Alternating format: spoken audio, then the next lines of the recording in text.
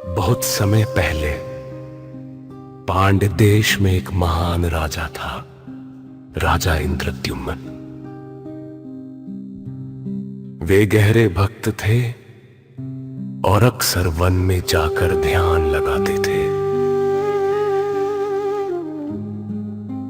एक दिन जब राजा गहन ध्यान में लीन थे, तभी महर्षि अगस्त्य वहां पहुंचे।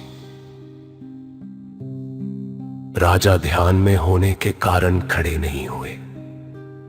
ऋषि ने इसे अहंकार समझा और बोले, हे राजा, तू इतना जड़ है कि मेरे आने पर भी नहीं उठा।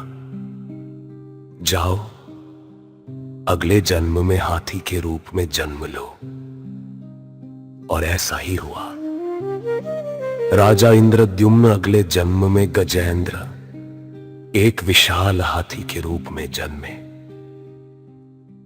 वह त्रिकूट पर्वत के पास रहता था और एक बड़े झुंड का राजा था। शक्ति, सामर्थ्य और वैभव सब कुछ उसके पास था। एक दिन दोपहर के समय तेज धूप से थककर गजेंद्र अपने परिवार सहित एक सुंदर कमल सरोवर में स्नान करने पहुंचा। सरोवर शांत था, कमल खिले हुए थे। गजेंद्र कमल तोड़कर खेल रहा था। तभी अचानक पानी के भीतर छिपा एक विशाल मगर बाहर आया और उसने गजेंद्र के पैर को जोर से पकड़ लिया।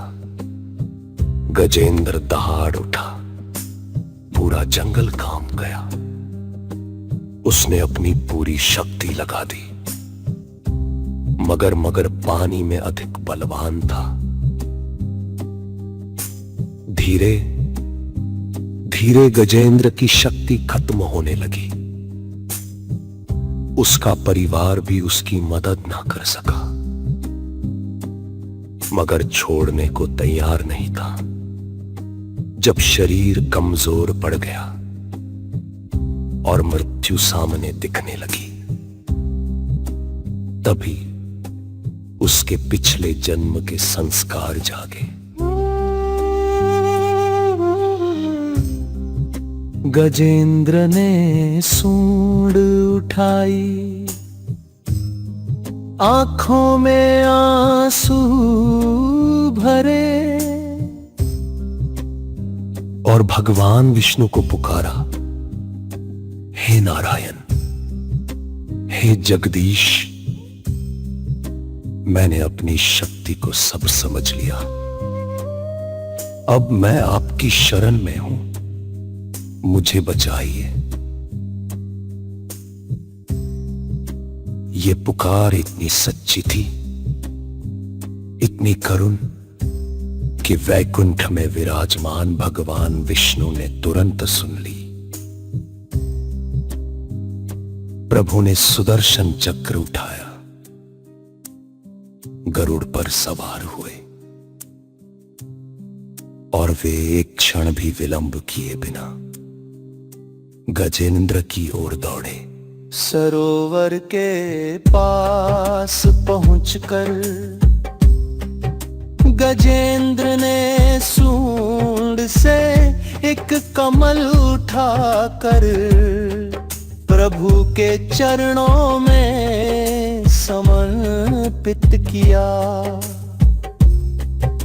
भगवान ने सुदर्शन चक्र चलाया, एक ही वार में मगर का सिर अलग हो गया। गजेंद्र मुक्त हो गया। उसके सभी दुख, सभी जन्मों के बंधन कट गए। वो मगर भी अपने पिछले जन्म का गंधर्व हूँ था, जिसे ऋषि के शाप से मगर योनि मिली थी।